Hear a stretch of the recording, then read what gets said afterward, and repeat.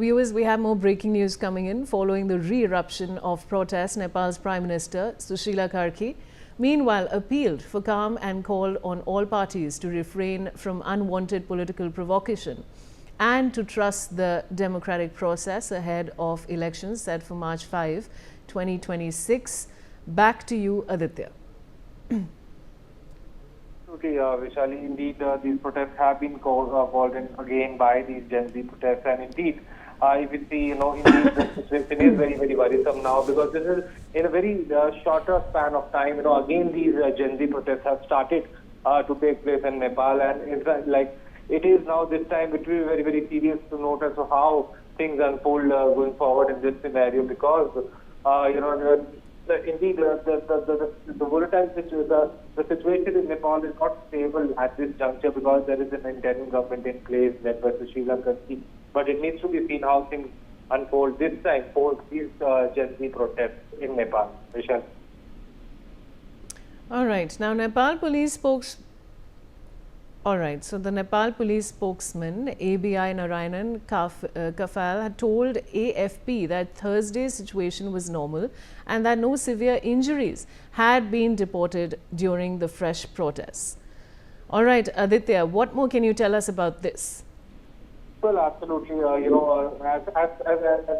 we just talking about the human rights watch, which has warned that has instructed the interim government of Nepal to investigate, like last time when these Gen Z protests happened, there were, when the police opened firing discriminately, the number of people, Gen Z youth were, injured in those police fights. So indeed, this time, the police spokesperson has given this statement that nobody has been injured.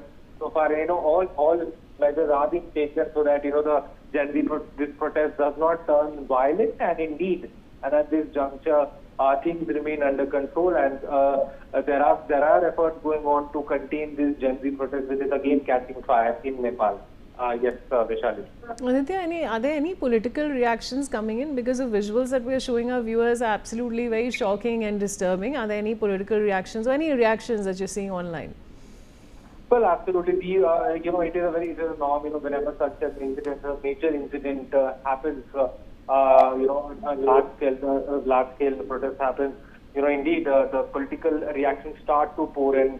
The condemnation of the various, certain stakeholders, who are related to these protests are, several politicians from across the political spectrum give their political reactions. However, it needs to be seen how many political reactions now come since this reigniting of these Gen Z protests in Nepal. Yes, Vishali.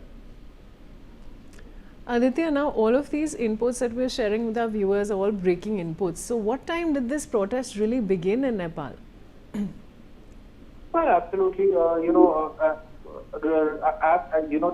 If we talk about these protests, Gen Z protests in Nepal, due to this the imposition of the curfew in parts of Nepal, these fresh clashes have erupted between young protesters and loyalists of the former ruling party that was overthrown in a deadly Gen Z uprising in September. Gatherings have been banned in the country's Bara District, where Gen Z members clashed with the supporters of ousted former PM Sharma Oli, the Communist Party of Nepal, unified Marxist-Leninists. The district administration said curfew will remain in force until 8 p.m. So indeed, this reflects the fact that there is still anger, against the KP Sharma Oli government. That is why these young protesters have clashed with the former Nepal PM party CPM UML. So indeed, now it needs to be seen, whether this time also the protests will take a violent turn, or will it be contained in a timely manner. Vishal. Aditya, stay on with me. Now, in the latest updates coming in, the curfew in Simara was imposed around 12:45 p.m. and will remain in place until 8 p.m. Meanwhile, Gen Z protesters have accused police of failing to arrest those named in their complaints. Aditya, now we have the time that the curfew was imposed. What more details do you have? Well, absolutely. Again, as crowds gathered again in Simara from early morning, confronting police and prompting authorities to impose a curfew from 1 p.m. to 8 p.m. The demonstrators have accused police of failing to arrest individuals named in their complaint regarding the violence, the Wednesday's violence, and on 19th November, that is yesterday, 6 Gen Z supporters were injured, and the group filed a case against 6 UML cadres after a confrontation at a Simara chowk near Simara airport. So, Nepal police yesterday detained Ward Chair Dhan Bahadur Shrestha of Ward 2, Jeetpur Simara Sub-Metropolitan City, and Ward Chair Kaimuddin Ansari of Ward 6 in connection with unrest. So officers have also fired tear gas canisters after tensions. Thanks, Aditya, for joining me with those details. We have